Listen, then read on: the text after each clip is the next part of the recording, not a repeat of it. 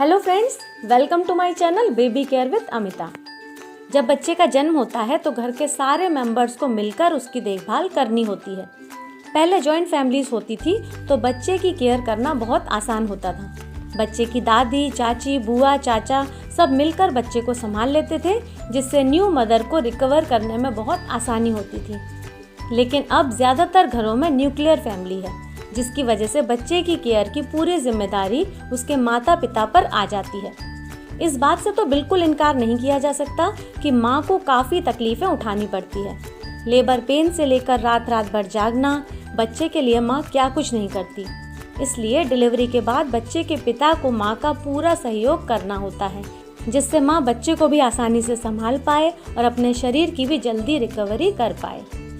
आज के वीडियो में हम यही डिस्कस करने वाले हैं कि न्यू बॉर्न बेबी की केयर में पिता कैसे हेल्प कर सकते हैं। सबसे पहली बात तो ये मन से बिल्कुल निकाल दीजिए कि मदर को ही सब कुछ करना होता है, फादर इसमें कुछ नहीं कर सकते।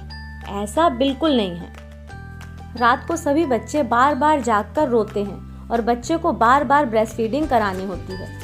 तो रात को जब बच्चा रोए और माँ उसे फीडिंग करा दे, उसके बाद का मोर्चा आप संभाल लीजिए, यानी पिता संभाल लें। अब ये बहाना बनाकर बचने की कोशिश बिल्कुल मत कीजिए कि हमसे बच्चा चुप नहीं होता। आखिर पापा बने हैं तो थोड़ी मेहनत तो करनी ही पड़ेगी। माँ को तो बच्चे के जन्म पर मैटरनिटी लीव मिलती है, लेकिन पिता को भी बच्चा होने के बाद कुछ दिन की लीव ले लेनी चाहिए, जिससे वो माँ को बच्चा संभालने में और रिकवर होने में सपोर्ट कर सके। जब बच्चे की माँ बच्चे का डायपर बदल सकती है तो पिता क्यों नहीं।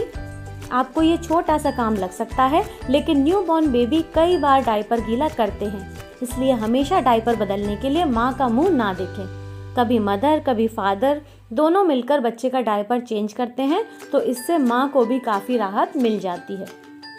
अगर घर पर मेड लगी है तब तो कोई प्रॉब्लम ही नहीं है, लेकिन अगर खाना बनाने की जिम्मेदारी माँ की है तो आप भी कभी कभी लंच या डिनर बनाकर माँ को थोड़ा आराम दे सकते हैं। अगर बच्चा फॉर्मूला लेता है तो बच्चे का फॉर्मूला बनाना, बॉटल उबालना, इन सब कामों में भी आप माँ की मदद कर सकते हैं। दिन में भी जब माँ ब्रेस्ट फीडिंग करा दे, उसके बाद आप बच्चे को संभालिए और माँ को कुछ घंटों के लिए आराम दे दीजिए। इस बीच अगर बच्चा रोता है या डायपर गीला करता है तो उसकी जिम्मेदारी आपकी। आपको अपनी आदतों में भी थोड़ा बदलाव करना होगा। अगर आपकी आदत हर समय मोबाइल लेकर बैठने की है तो मोबाइल से अब थोड़ी दूरी बना लीजिए और उसकी जगह आप बच्चे को लेकर उसे कहानी सुनाइए, कविताएं सुनाइए, फनी फेसेस बनाकर उसका मन बहलाइए। ये बहाना बिल्कुल नहीं चलेगा कि आपसे ये सब नहीं होता। बच्चे का जन्म होता है तो उसे देखने के लिए पड़ोसी और रिश्तेदारों का आना जाना तो लगा ही रहता है, तो थोड़ा बहुत आपको इस बात का ध्यान रखना पड़ेगा कि मदर और बेबी ज़्यादा डिस्टर्ब ना हो। तो अगर वो रेस्ट कर रहे हैं तो आप मेहमानों को अटेंड कर लीजिए।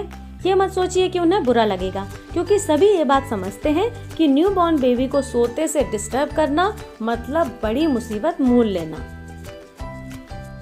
सबसे बड़ी आपकी जिम्मेदारी जो है वो ये है कि बच्चा शुरुआत में बहुत ज़्यादा रोता है, जिसकी वजह से आपकी नींद बहुत डिस्टर्ब होती है, जिसकी वजह से आपको इरिटेशन हो सकता है।